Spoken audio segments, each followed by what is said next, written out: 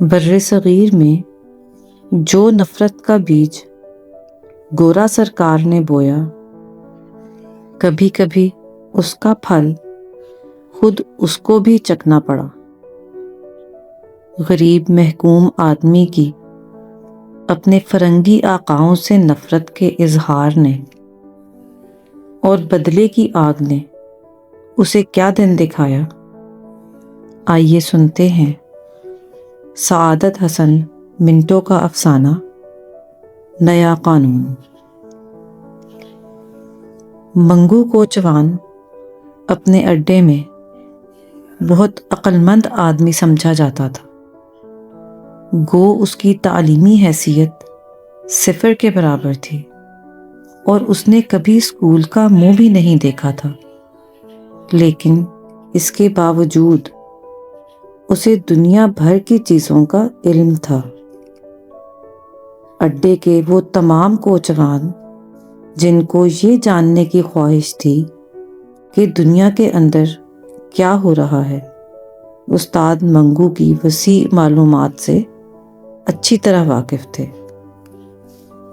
پچھلے دنوں جب استاد منگو نے اپنی ایک سواری سے اسپین میں جنگ چھڑ جانے کی افواہ سنی تو اس نے گاما چودھری کے چوڑے کاندھے پر تھپکی دے کر مدبرانہ انداز میں پیش گوئی کی تھی، دیکھ لینا گاما چودھری، تھوڑے ہی دنوں میں اسپین کے اندر جنگ چھڑ جائے گی۔ جب گاما چودھری نے اس سے یہ پوچھا کہ اسپین کہاں واقع ہے تو استاد منگو نے بڑی متانت سے جواب دیا تھا، ولایت میں، اور کہاں؟ اسپین کی جنگ چھڑی اور جب ہر شخص کو پتہ چل گیا تو اسٹیشن کے اڈے میں جتنے کوچوان حقہ پی رہے تھے دل ہی دل میں استاد منگو کی بڑائی کا اعتراف کر رہے تھے، اور استاد منگو اس وقت مال روڈ کی چمکیلی سطح پر تانگا چلاتے ہوئے کسی سواری سے تازہ ہندو مسلم فساد پر تبادلہ خیال کر رہا تھا۔ اس روز شام کے قریب جب وہ اڈے میں آیا تو اس کا چہرہ غیر معمولی طور پر تمتمایا ہوا تھا۔ حقے کا دور چلتے چلتے جب ہندو مسلم فساد کی بات چھڑی تو استاد منگو نے سر پر سے خاکی پگڑی اتاری اور بغل میں داب کر بڑے مفکرانہ لہجے میں کہا، یہ کسی پیر کی بددعا کا نتیجہ ہے کہ آئے دن ہندوؤں اور مسلمانوں میں چاقو چھریاں چلتی رہتی ہیں، اور میں نے اپنے بڑوں سے سنا ہے کہ اکبر بادشاہ نے کسی درویش کا دل دکھایا تھا اور اس درویش نے جل کر یہ بددعا دی تھی، جا، تیرے ہندوستان میں ہمیشہ فساد ہی ہوتے رہیں گے۔ اور دیکھ لو، جب سے اکبر بادشاہ کا راج ختم ہوا ہے ہندوستان میں فساد پر فساد ہوتے رہتے ہیں۔ یہ کہہ کر اس نے ٹھنڈی سانس بھری اور پھر حقے کا دم لگا کر اپنی بات شروع کی۔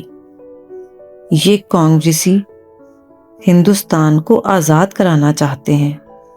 میں کہتا ہوں اگر یہ لوگ 1000 سال بھی سر پٹکتے رہیں تو کچھ نہ ہوگا۔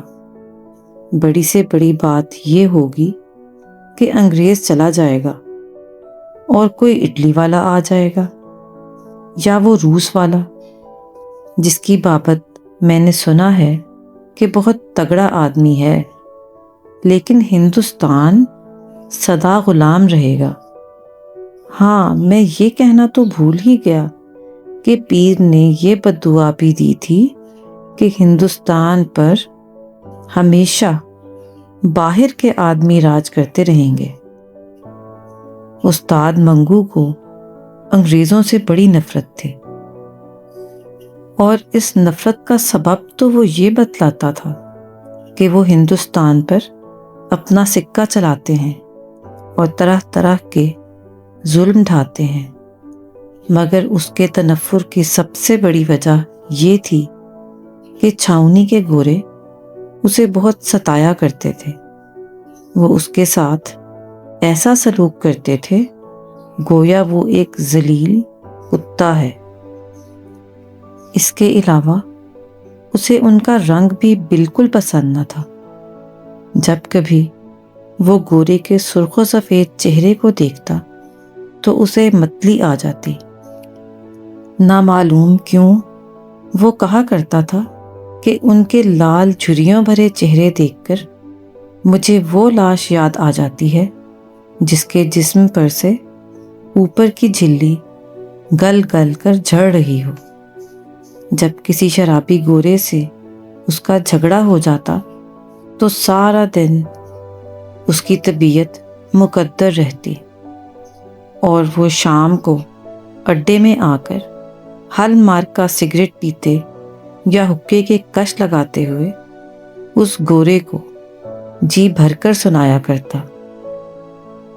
ایک موٹی گالی دینے کے بعد وہ اپنے سر کو ڈھیلی پگڑی سمیت جھٹکا دے کر کہا کرتا، آگ لینے آئے تھے، اب گھر کے مالک ہی بن گئے ہیں۔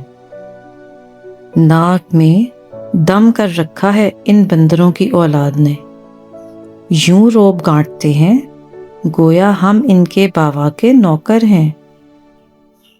اس پر بھی اس کا غصہ ٹھنڈا نہیں ہوتا تھا جب تک اس کا کوئی ساتھی اس کے پاس بیٹھا رہتا۔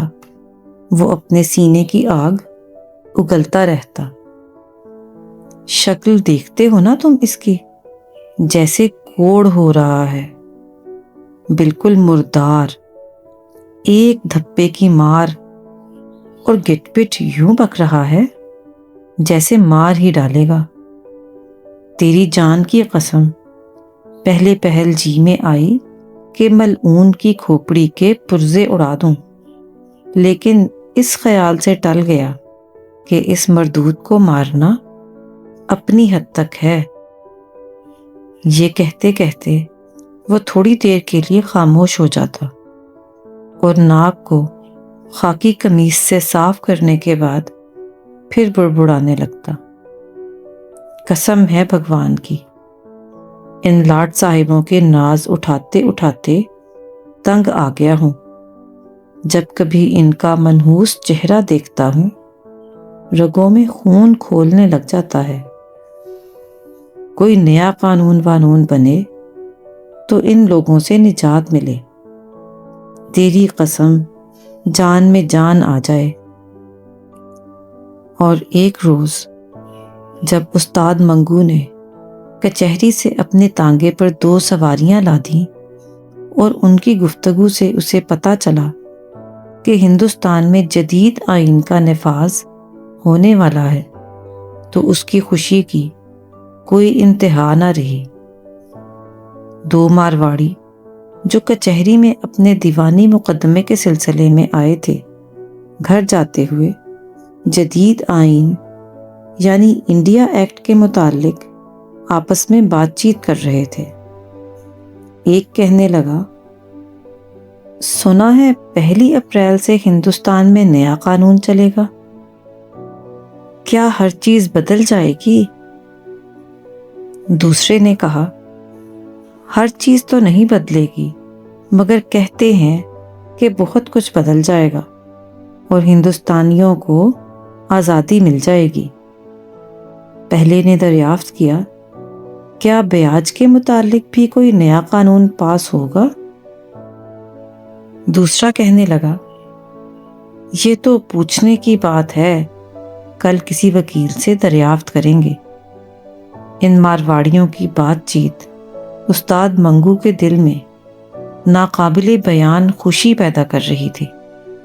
وہ اپنے گھوڑے کو ہمیشہ گالیاں دیتا تھا اور چابک سے بہت بری طرح پیٹا کرتا تھا، مگر اس روز وہ بار بار پیچھے مڑ کر مارواڑیوں کی طرف دیکھتا اور اپنی بڑھی ہوئی مونچھوں کے بال ایک انگلی سے بڑی صفائی کے ساتھ اونچے کر کے گھوڑے کی پیٹھ پر باگیں ڈھیلی کرتے ہوئے بڑے پیار سے کہتا، چل بیٹا ذرا ہوا سے باتیں کر کے دکھا دے۔ مارواڑیوں کو ان کے ٹھکانے پہنچا کر اس نے انارکلی میں دینو حلوائی کی دکان پر آج سے دہی کی لسی پی کر ایک بڑی ڈکار لی اور مونچھوں کو منہ میں دبا کر ان کو چوستے ہوئے ایسے ہی بلند آواز میں کہا، حد تیری ایسی تیسی۔ شام کو جب وہ اڈے کو لوٹا تو خلاف معمول اسے وہاں اپنی جان پہچان کا کوئی آدمی نہ مل سکا۔ یہ دیکھ کر اس کے سینے میں ایک عجیب و غریب طوفان برپا ہو گیا۔ آج وہ ایک بڑی خبر اپنے دوستوں کو سنانے والا تھا، بہت بڑی خبر، اور اس خبر کو اپنے اندر سے نکالنے کے لیے وہ سخت مجبور ہو رہا تھا، لیکن وہاں کوئی تھا ہی نہیں۔ آدھ گھنٹے تک وہ چابک بغل میں دبائے اسٹیشن کے اڈے کی آہنی چھت کے نیچے بے قراری کی حالت میں ٹہلتا رہا۔ اس کے دماغ میں بڑے اچھے اچھے خیالات آ رہے تھے۔ نئے قانون کے نفاذ کی خبر نے اس کو ایک نئی دنیا میں لا کھڑا کر دیا تھا۔ وہ اس نئے قانون کے متعلق جو 1 اپریل کو ہندوستان میں نافذ ہونے والا تھا، اپنے دماغ کی تمام بتیاں روشن کر کے غور و فکر کر رہا تھا۔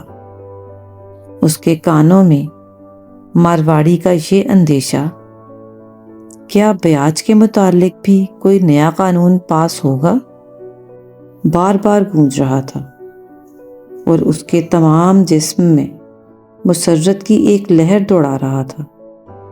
کئی بار اپنی گھنی مونچھوں کے اندر ہنس کر اس نے مارواڑیوں کو گالی دی، غریبوں کی کھٹیا میں گھسے ہوئے کھٹمل، نیا قانون ان کے لیے کھولتا ہوا پانی ہوگا۔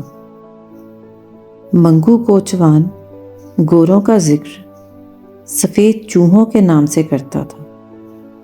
وہ بے حد مسرور تھا، خاص کر اس وقت اس کے دل کو بہت ٹھنڈک پہنچتی جب وہ خیال کرتا کہ ان سفید چوہوں کی تھوتنیاں نئے قانون کے آتے ہی بلوں میں ہمیشہ کے لیے غائب ہو جائیں گی۔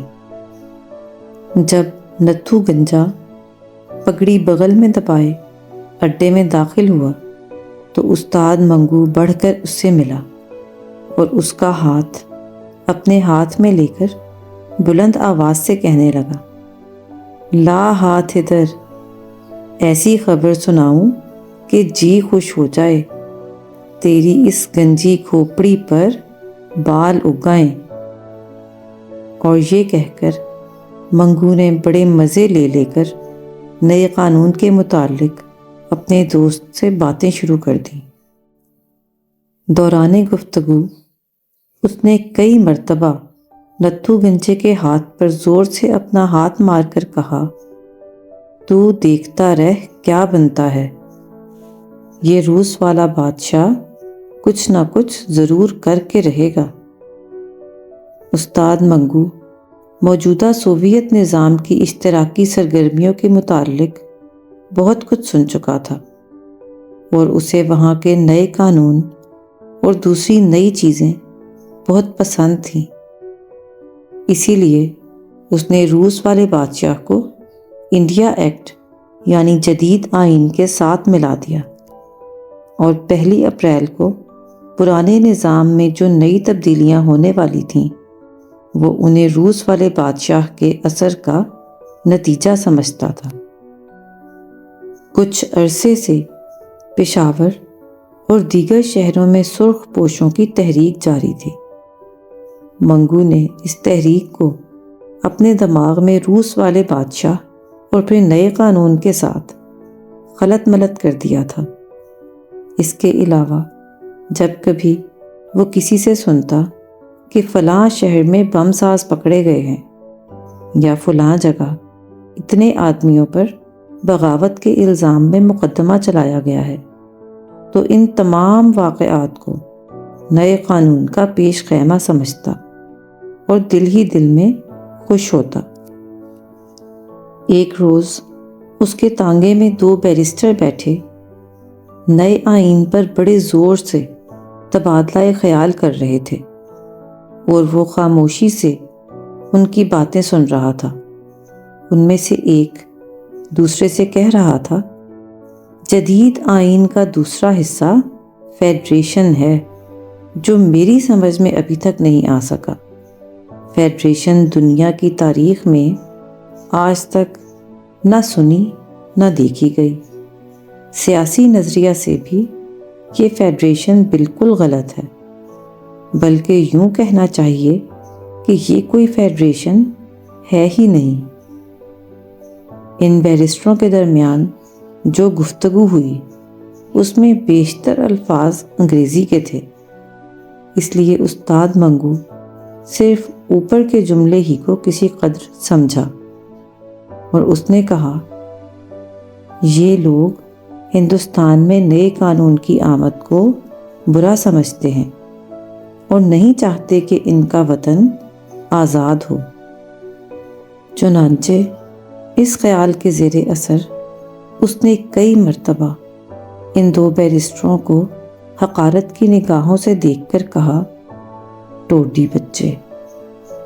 جب کبھی وہ کسی کو دبی زبان میں ٹوڈی بچہ کہتا تو دل میں یہ محسوس کر کے بڑا خوش ہوتا کہ اس نے اس نام کو صحیح جگہ استعمال کیا ہے، اور یہ کہ وہ شریف آدمی اور ٹوڈی بچے کی تمیز کرنے کی اہلیت رکھتا ہے۔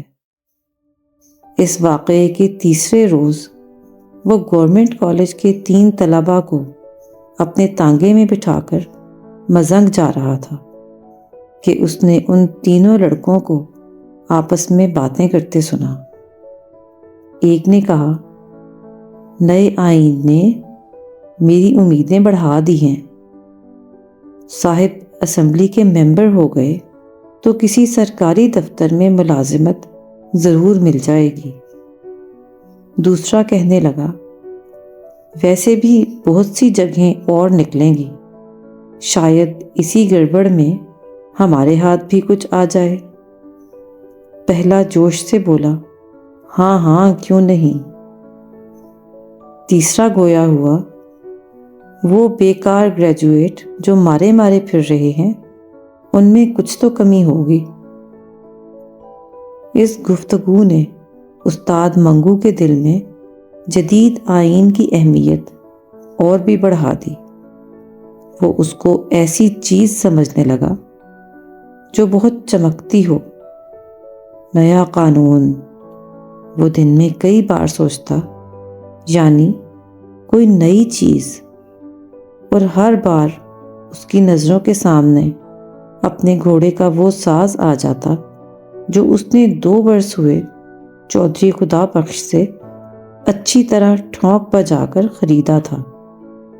اس ساز پر جب وہ نیا تھا، جگہ جگہ لوہے کی نکل چڑھی ہوئی کیلیں چمکتی تھیں، اور جہاں جہاں پیتل کا کام تھا وہ تو سونے کی طرح دمکتا تھا۔ اس لحاظ سے بھی نئے قانون کا درخشاں و تاباں ہونا ضروری تھا۔ 1 اپریل تک استاد منگو نے جدید آئین کے خلاف اور اس کے حق میں بہت کچھ سنا، مگر اس کے متعلق جو تصور وہ اپنے ذہن میں قائم کر چکا تھا بدل نہ سکا۔ وہ سمجھتا تھا کہ 1 اپریل کو نئے قانون کے آتے ہی سب معاملہ صاف ہو جائے گا، اور اس کو یقین تھا کہ اس کی آمد پر جو چیزیں نظر آئیں گی ان سے اس کی آنکھوں کو ٹھنڈک پہنچے گی۔ آخر کار مارچ کے 31 دن ختم ہو گئے، اور اپریل کے شروع ہونے میں رات کے چند خاموش گھنٹے باقی رہ گئے۔ موسم خلاف معمول سرد تھا اور ہوا میں تازگی تھی۔ 1 اپریل کو صبح سویرے استاد منگو اٹھا اور استبل میں جا کر گھوڑے کو جوتا اور باہر نکل گیا۔ اس کی طبیعت آج غیر معمولی طور پر مسرور تھی۔ وہ نئے قانون کو دیکھنے والا تھا۔ اس نے صبح کے سرد دھندلکے میں کئی تنگ اور کھلے بازاروں کا چکر لگایا، مگر اسے ہر چیز پرانی نظر آئی، آسمان کی طرح پرانی۔ اس کی نگاہیں آج خاص طور پر نیا رنگ دیکھنا چاہتی تھیں، مگر سوائے اس کلغی کے جو رنگ برنگ کے پروں سے بنی تھی، اس کے گھوڑے کے سر پر جمی ہوئی تھی، اور سب چیزیں پرانی نظر آتی تھیں۔ یہ نئی کلغی اس نے نئے قانون کی خوشی میں 1 مارچ کو چودھری خدا بخش سے 14.5 آنا میں خریدی تھی۔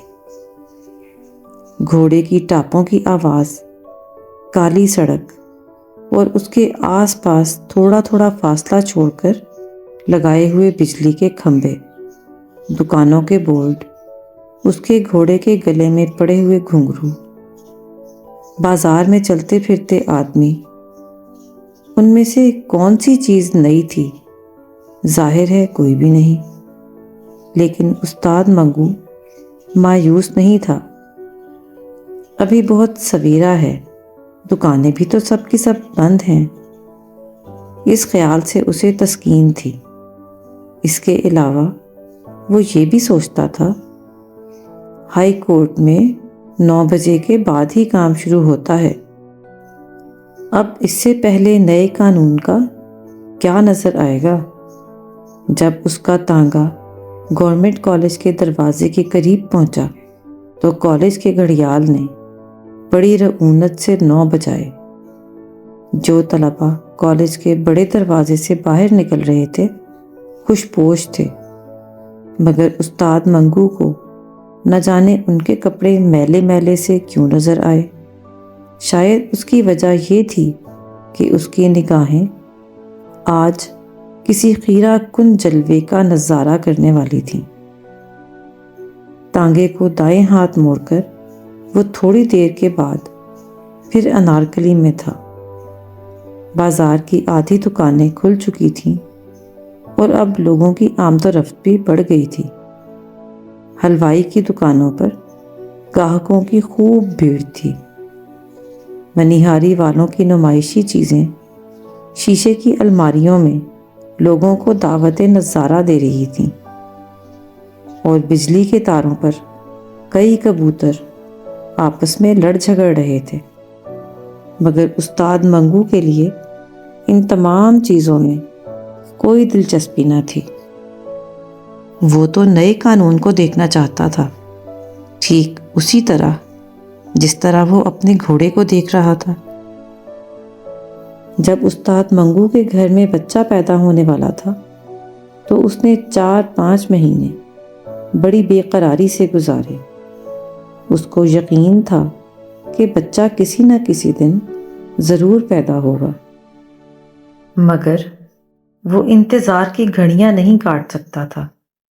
وہ چاہتا تھا کہ اپنے بچے کو صرف ایک نظر دیکھ لے، اس کے بعد وہ پیدا ہوتا رہے۔ ایک مرتبہ وہ انتظار کرتے کرتے اس قدر تنگ آ گیا تھا کہ اپنی بیوی پر برس پڑا۔ تو ہر وقت مردے کی طرح پڑی رہتی ہے، اٹھ ذرا چل پھر، تیرے انگ میں تھوڑی طاقت تو آئے، یوں تختہ بنے رہنے سے کچھ نہ ہو سکے گا۔ تو سمجھتی ہے کہ اس طرح لیٹے لیٹے بچہ جن دے گی؟ استاد منگو طبعاً بہت جلد باز واقع ہوا تھا۔ وہ ہر سبب کی عملی تشکیل دیکھنے کا خواہش مند تھا، بلکہ متجسس تھا۔ اس کی بیوی گنگا دیوی اس کی اس قسم کی بے قراریوں کو دیکھ کر عام طور پر یہ کہا کرتی تھی، ابھی کنواں کھودا نہیں گیا اور پیاس سے نڈھال ہو رہے ہو۔ کچھ بھی ہو، مگر استاد منگو نئے قانون کے انتظار میں اتنا بے قرار نہیں تھا جتنا کہ اسے اپنی طبیعت کے لحاظ سے ہونا چاہیے تھا۔ وہ نئے قانون کو دیکھنے کے لیے گھر سے نکلا تھا، ٹھیک اسی طرح جیسے وہ گاندھی یا جواہر لال کے جلوس کا نظارہ کرنے کے لیے نکلا کرتا تھا۔ لیڈروں کی عظمت کا اندازہ استاد منگو ہمیشہ ان کے جلوس کے ہنگاموں اور ان کے گلے میں ڈالے ہوئے پھولوں کے ہاروں سے کیا کرتا تھا۔ اگر کوئی لیڈر گیندے کے پھولوں سے لدا ہوا ہوتا تو استاد منگو کے نزدیک وہ بڑا آدمی تھا، اور اگر کسی لیڈر کے جلوس میں بھیڑ کے باعث 2-3 فساد ہوتے ہوتے رہ جائیں تو اس کی نگاہوں میں وہ اور بھی بڑا تھا۔ اب نئے قانون کو وہ اپنے ذہن کے اسی ترازو میں تولنا چاہتا تھا۔ انارکلی سے نکل کر وہ مال روڈ کی چمکیلی سطح پر اپنے تانگے کو آہستہ آہستہ چلا رہا تھا کہ موٹروں کی دکان کے پاس اسے چھاؤنی کی ایک سواری مل گئی۔ کرایہ طے کرنے کے بعد اس نے اپنے گھوڑے کو چابک دکھایا اور دل میں خیال کیا، چلو یہ بھی اچھا ہوا، شاید چھاؤنی ہی سے نئے قانون کا کچھ پتہ چل جائے۔ چھاؤنی پہنچ کر استاد منگو نے سواری کو اس کی منزل مقصود پر اتار دیا اور جیب سے سگریٹ نکال کر بائیں ہاتھ کی آخری 2 انگلیوں میں دبا کر سلگایا اور پچھلی نشست کے گدے پر بیٹھ گیا۔ جب استاد منگو کو کسی سواری کی تلاش نہیں ہوتی تھی یا اسے کسی بیتے ہوئے واقعے پر غور کرنا ہوتا تھا تو وہ عام طور پر اگلی نشست چھوڑ کر پچھلی نشست پر بڑے اطمینان سے بیٹھ کر اپنے گھوڑے کی باگیں دائیں ہاتھ کے گرد لپیٹ لیا کرتا تھا۔ ایسے موقع پر اس کا گھوڑا تھوڑا سا ہنہنانے کے بعد بڑی دھیمی چال چلنا شروع کر دیتا، گویا اسے کچھ دیر کے لیے بھاگ دوڑ سے چھٹی مل گئی ہے۔ گھوڑے کی چال اور استاد منگو کے دماغ میں خیالات کی آمد بہت سست تھی۔ جس طرح گھوڑا آہستہ آہستہ قدم اٹھا رہا تھا، اسی طرح استاد منگو کے ذہن میں نئے قانون کے متعلق نئے قیاسات داخل ہو رہے تھے۔ وہ نئے قانون کی موجودگی میں میونسپل کمیٹی سے ٹانگوں کے نمبر ملنے کے طریقے پر غور کر رہا تھا۔ وہ اس قابل غور بات کو آئینے جدید کی روشنی میں دیکھنے کی سعی کر رہا تھا۔ وہ اس سوچ بچار میں غرق تھا۔ اسے یوں معلوم ہوا جیسے کسی سواری نے اسے بلایا ہے۔ پیچھے پلٹ کر دیکھنے سے اسے سڑک کے اس طرف دور بجلی کے کھمبے کے پاس ایک گورا کھڑا نظر آیا جو اسے ہاتھ سے بلا رہا تھا۔ جیسا کہ بیان کیا جا چکا ہے، استاد منگو کو گوروں سے بے حد نفرت تھی۔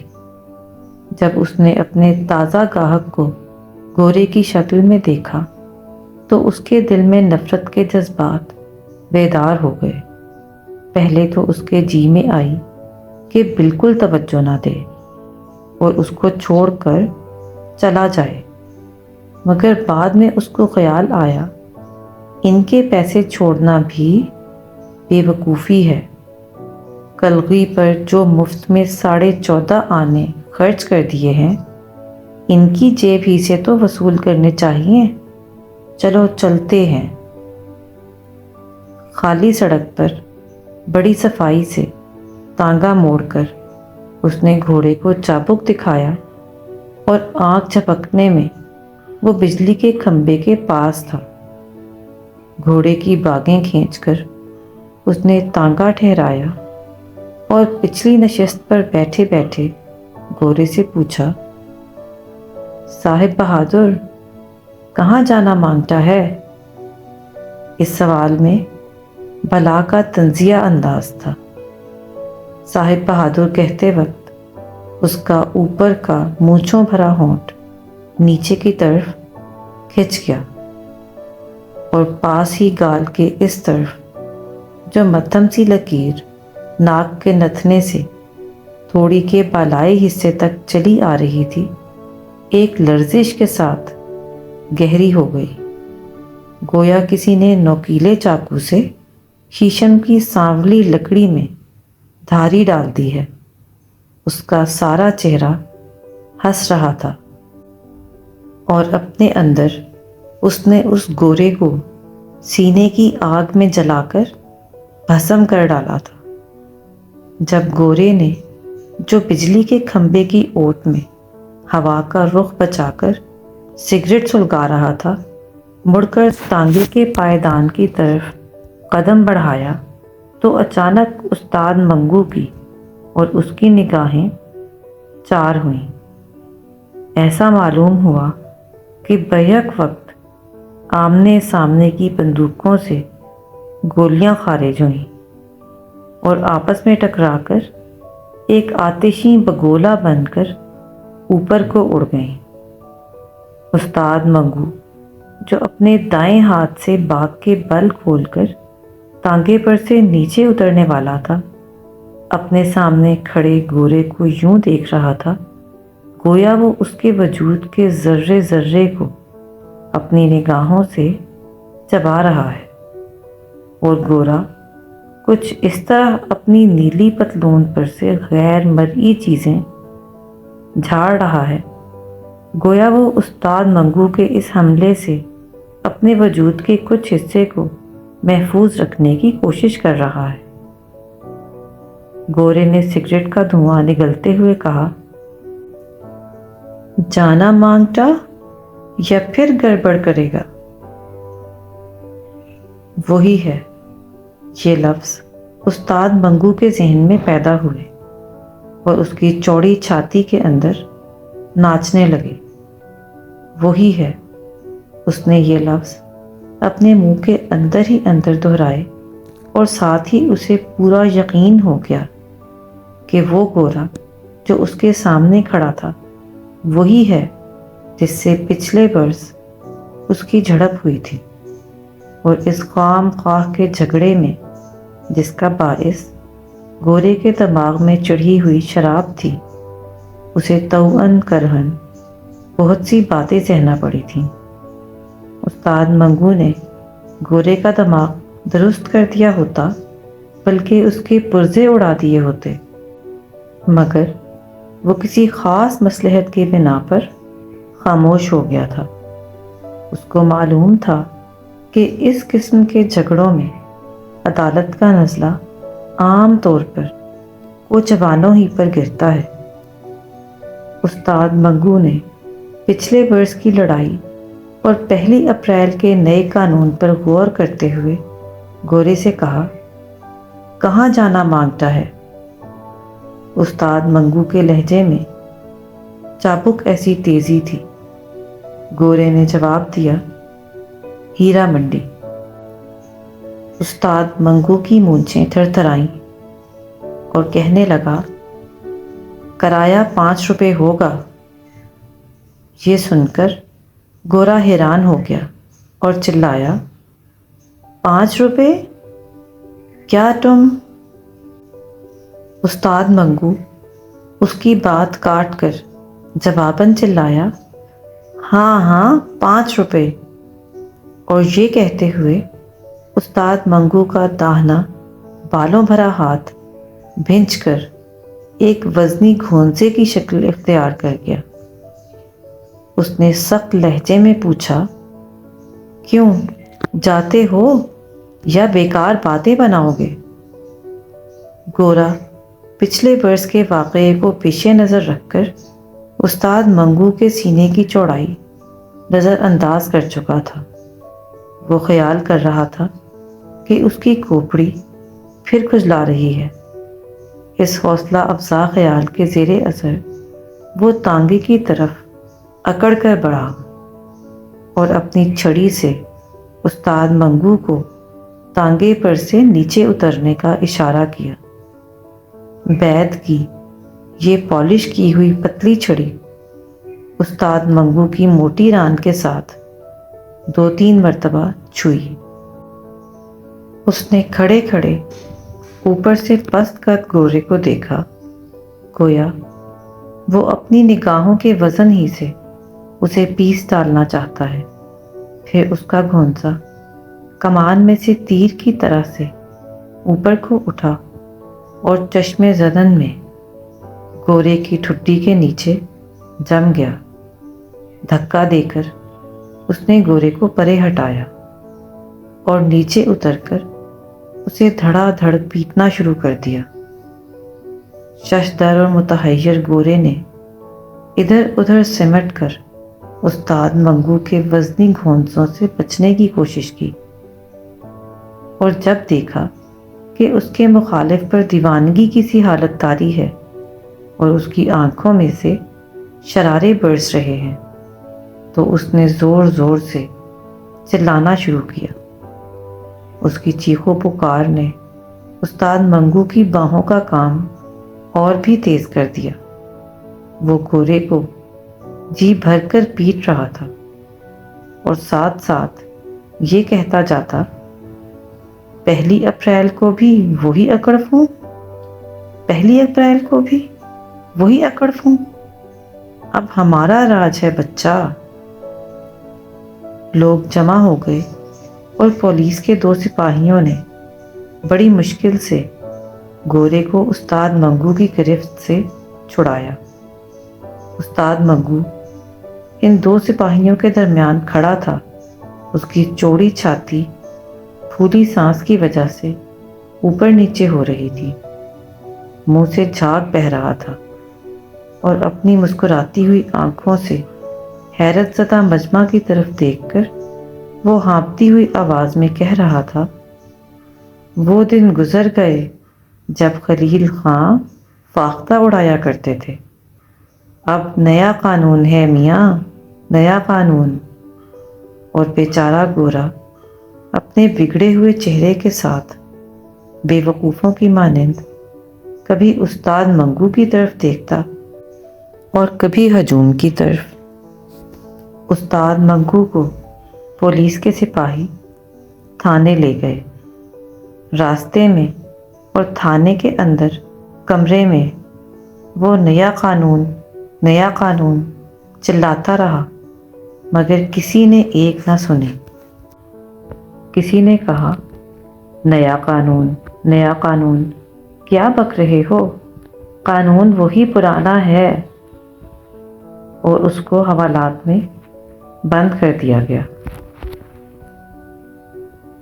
امید ہے آپ کو یہ آڈیو افسانہ پسند آیا ہوگا۔ مزید آڈیو اسباق سننے کے لیے اگلے جمعہ میرے چینل پر واپس آئیے۔ شکریہ۔